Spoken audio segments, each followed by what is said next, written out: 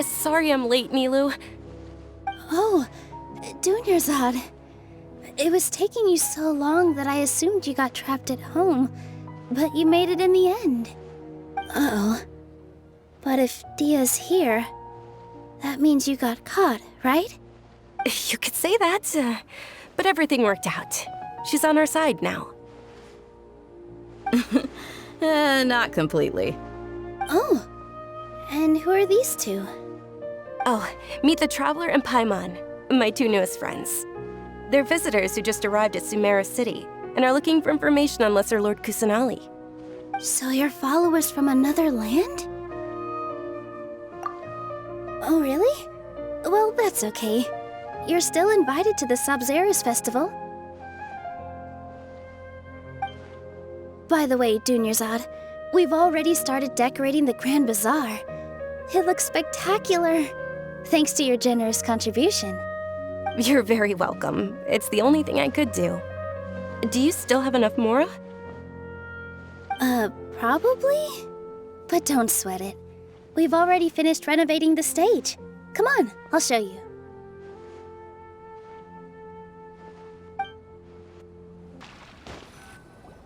Wow! This place is amazing! Not bad. Last time I was here, the stairs were full of holes. The stairs were nothing. A little while ago, we discovered that the tree above the stage had a huge chunk of bark ready to fall off. Mr. Zubair was worried sick. We reported it to the Academia many times, but they never sent anyone to deal with it. We didn't want anything bad happening, so we were going to cancel all the stage performances. The Academia looks down on performers like us. They probably think it would be best if the theater closed down completely. Dunyarzad, have you told them the origin of this holiday? I only told them about the Greater Lord and Lesser Lord so far. Okay, then I'll tell you two about how this holiday came to be. According to legend, the Sub-zerus festival was originally the Goddess of Flowers' birthday celebration for the Greater Lord. A long, long time ago, on one of Greater Lord Rukkhadevata's birthdays, her friends threw her a celebratory banquet. Some of the gods got drunk. One started playing music, and the Greater Lord started singing, so the Goddess of Flowers began to dance. As she danced upon the grass, countless beautiful parisaras began to bloom wherever she stepped. Those brilliant purple flowers became her dazzling stage. All the gods clamored, "Oh, if only time could stop at this very moment." Of course they did. When people mention the gods, they always think of the Archon War. But Sumeru's gods also had happy times. Although they aren't around anymore, they're preserved in our tradition of dance. This outfit I'm wearing is apparently based on how the Goddess of Flowers looked. Thinking about the Goddess of Flowers dance makes me wish I could have seen it. If my stage were anything like that, I'd be thrilled if I had just two real parisaras on the stage. So, Traveler and Paimon, what do you think? Interested in the Sub-zerus festival? Will you two be coming? All of Lesser Lord Kusanali's followers will be there for her birthday. It'll be a good opportunity for you to learn more about her. Ooh, Paimon thinks that's a great idea! So how about we all attend the Sub-zerus festival together?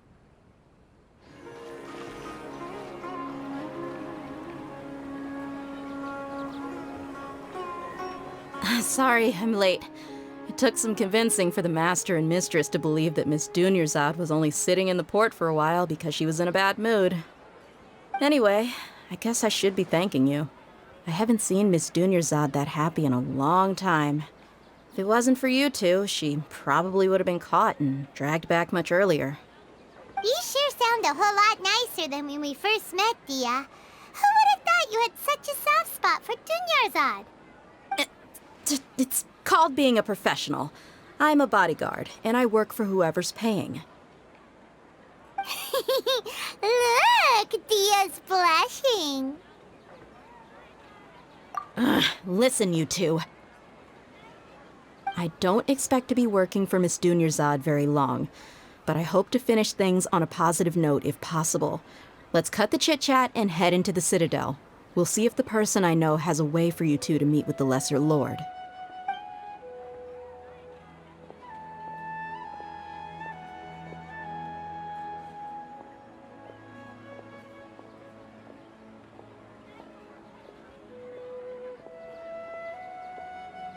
Oh, hey, Chief.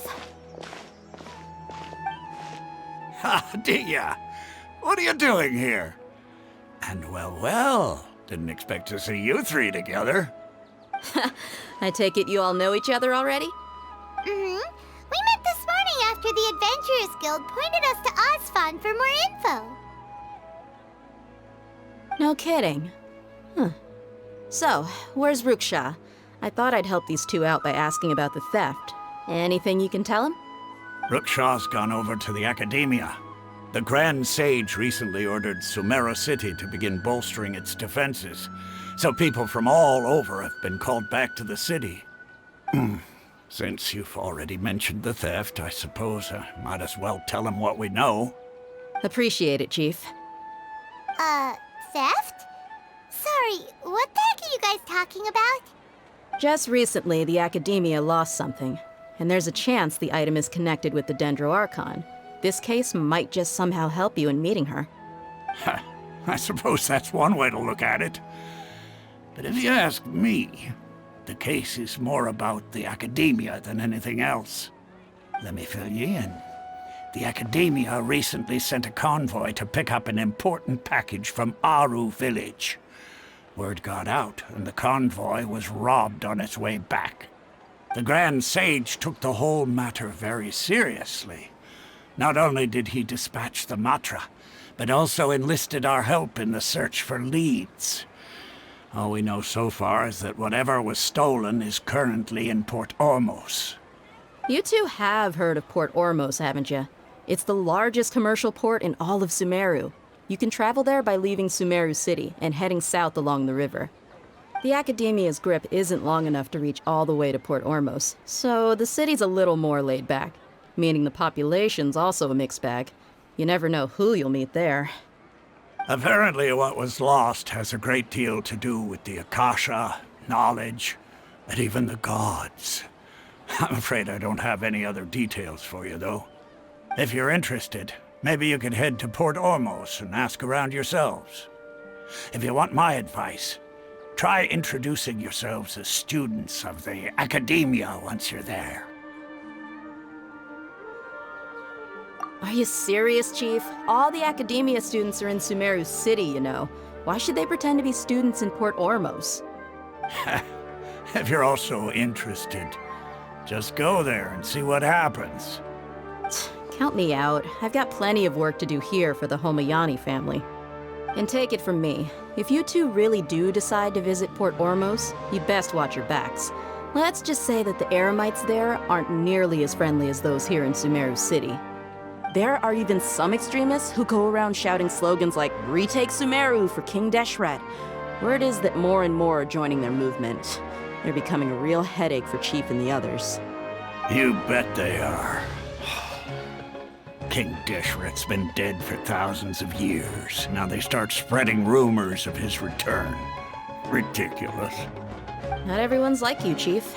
Even the desert natives who abandon their homes in the wilderness still wish to have a god of their own. Well, Traveler, that's about all the information we have for you. Thanks, Dia! And you too, Osfon! Since we've gathered all we could for the moment in Sumeru City, let's head to Port Ormos and see what we can find next. Miss Dunyarzad is looking forward to seeing you both at the Sub-zerus festival, so be sure to get yourselves back here in time for that. Good. Then we'll see you both at the Sub-zerus festival.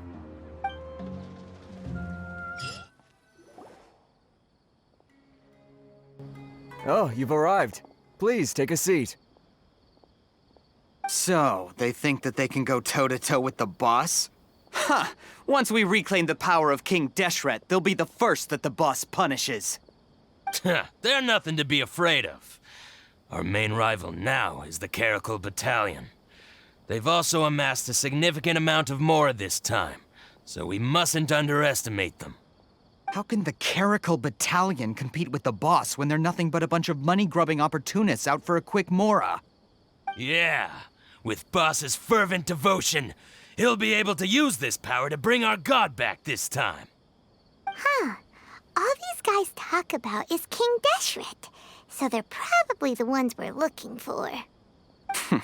Greater Lord Ruka Devata. That traitor and her followers must not be spared. The day will come when King Deshret exacts vengeance on Sumeru, and all of them shall be punished.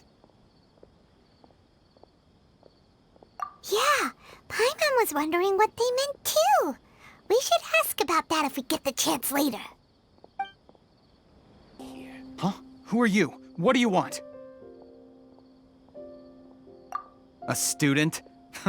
What's a student from Sumeru City doing in Port Ormos? Ah, well, if it's info you want, you've come to the right place. The question is, can you afford it? Oh, Paimon can't stand to see so much more go. But there's no other choice right now. Here, this is the merchant's address. Whatever you're looking for, you'll find it there. Hmm? Well, what are you waiting for? Oh, that's right! We heard you mention King Deshret just now. We're actually interested to know more because we're, archaeology students! Fine. Since you've already handed over the Mora, I guess I can throw in a little extra info. As you can see, members of Ain al-Ahmar are devout believers of King Deshret. Years ago, King Deshret founded the great desert nation that was our homeland. It was an advanced civilization, far beyond anything you'll see in present-day Sumeru. King Deshret was the rightful god of wisdom, but he was betrayed by a companion he trusted. She even stripped him of his title, God of Wisdom. So, you mean the traitor was... Greater Lord Ruka Devata, yes. That shameless wretch destroyed King Deshret's civilization, and our ancestors were forced to flee to this land where we were made to suffer the tyranny of our enemies.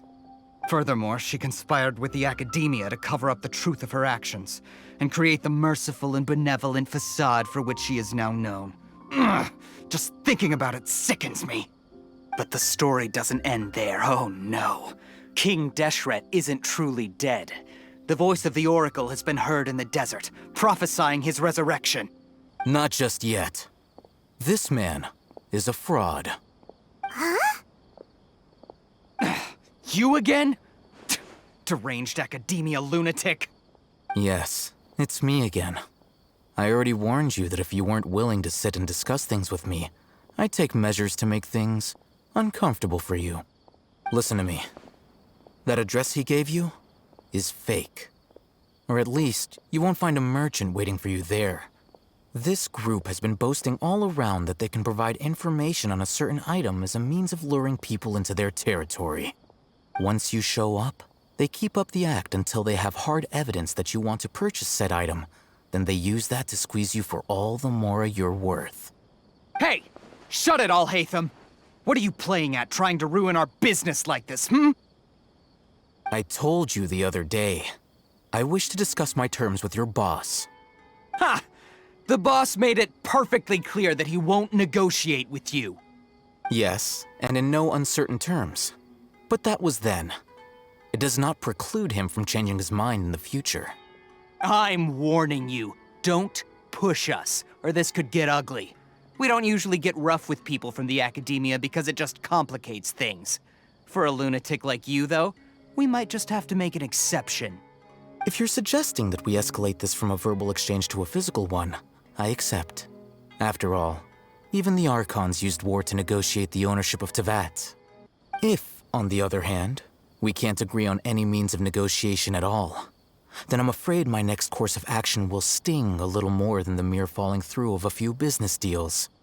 I will jeopardize the Eremite's reputation, which I know you value above all else. I am quite confident that if I began to take such action, your boss would willingly approach me himself.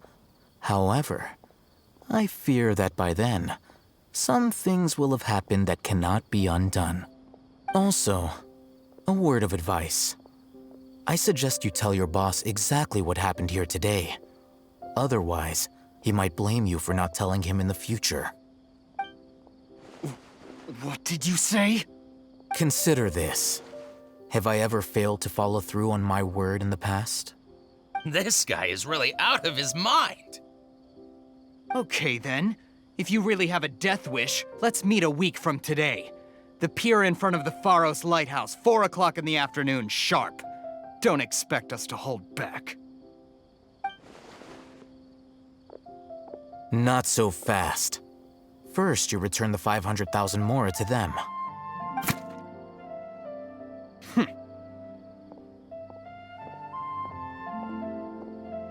Whoa, did you see that? He not only got us our Mora back, but sent the Amorites running too! Plus, he seems to know a lot about what's going on around here. Let's catch up with him and ask some questions! Wait up! It's Al-Haytham, right? What do you want? No need for thanks. My goal was to get to them, and you two gave me just the opportunity I needed. We're even. Oh, I advise you to keep your distance from them. Since they weren't able to make off with your Mora in the end, they might harass you again in the future. All right. Goodbye. Hold your horses! We still have something to ask you about! Since you tore through their scam right in front of them, you must know the real story about certain something, no? Who exactly are you two? And why are you inquiring about that?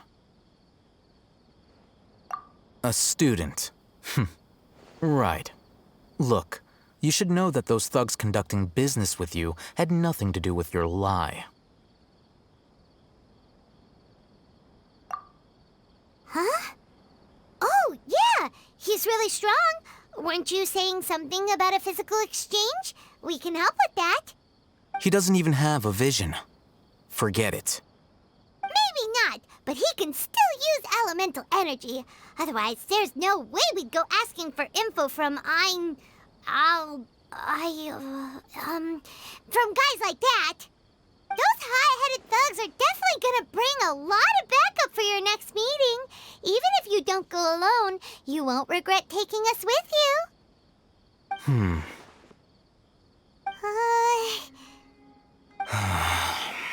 All right, I accept. Got a pen and paper? If you're searching for someone who sells that kind of merchandise, I'll give you one of their addresses, and you can try your luck. We'll reconvene at the appointed time by the pier. It doesn't matter if you show up or not. So, since you were happy to give us this merchant's information, does that mean you can tell us exactly what we're after? You were willing to part with 500,000 mora for something and you didn't even know what it was? Okay. Well, if you truly are as skilled as you claim, then you can beat the answer out of them when they become hostile. Look, if you've been making inquiries, then you have to know something by now. Tell me what you know so far, so I don't waste time repeating information. We know it's connected to the Academia somehow, and that not only do the Eremites deal in it, but some students want to get a hold of it too. What else? You know almost everything there is to know, but you're unable to compile this information because you've never seen the object before. This is what you've been looking for. Huh? Paimon can't tell what it is. It looks like some kind of ornament. This is a knowledge capsule. To put it simply, it's a vessel that can store a fixed quantity of canned knowledge. It's like a miniature Akasha. Anyone who links it to their personal Akasha terminal instantly becomes privy to its contents. Correct. Anyone. Unlike the Akasha, which heavily regulates who can access what information, knowledge capsules confer their contents without any requisites. That's amazing! It's essentially a convenient and harmless vestibule for knowledge. Unfortunately, it's illegal in Sumeru to privately possess or trade them. They were created as a means for scholars to transfer knowledge gained from Irminsul into the Akasha, and are intended to be destroyed immediately after use. But despite strict regulations, some of these knowledge capsules will always escape destruction. After all, there will always be those in this world who are dissatisfied with life as designed for them by the Akasha and wish to change their fate. Over the past century, a wide variety of canned knowledge has been leaked from the Academia. Now, in Port Ormos, the valuable ones are a means to Mora for the Eremites. Meanwhile, those which the Eremites deem to be useless to them occasionally prove useful to the common citizens and hapless Academia students. Well, I think that about sums it up.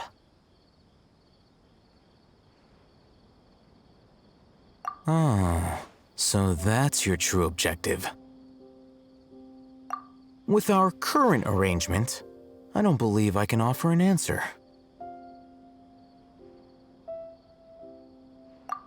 You're still resolved. Fine. Let's talk somewhere with fewer people.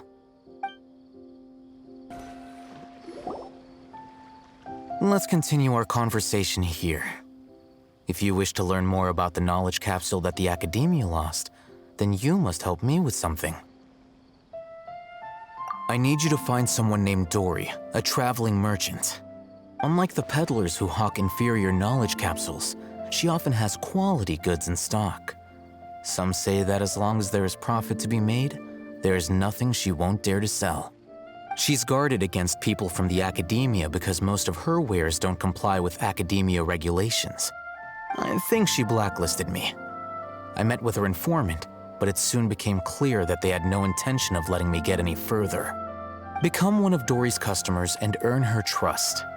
This is my condition for further collaboration. Why do you want us to meet with her?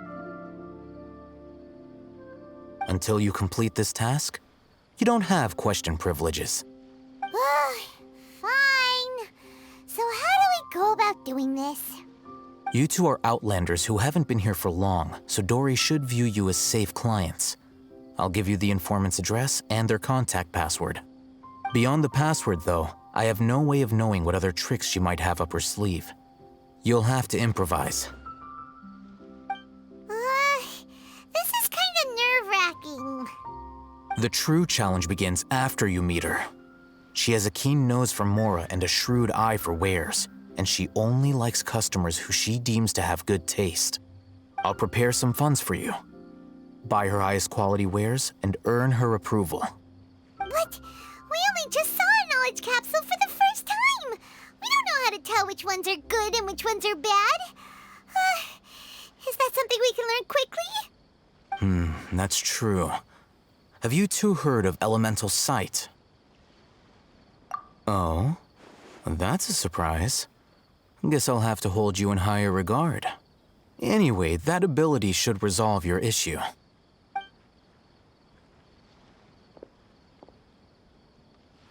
Here are 2 knowledge capsules. Tell me, can you detect any difference in their quality? Try inspecting them with elemental sight. How'd it go? Did you see anything?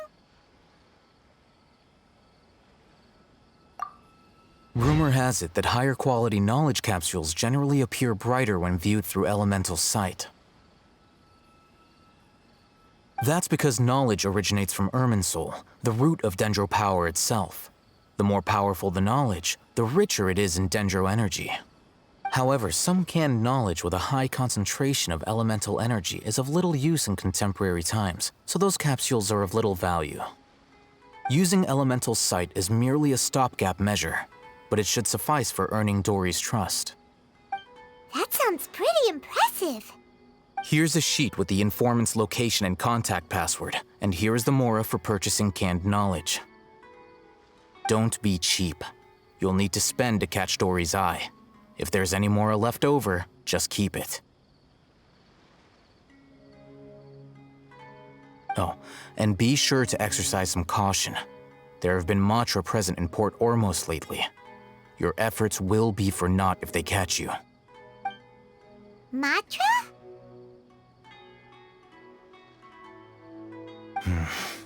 They belong to the Academia's regulatory body. They also handle cases of illegal canned knowledge transactions. Like I said, the Academia has banned both their trade and possession. The Matra are razor sharp. You're in for nothing good if they lock their sights onto you. If you two want to back out, now's the time. Okay, then we have a deal. If you succeed in your dealings with Dory, come find me at the Wikela Funduk. We'll have an open discussion then.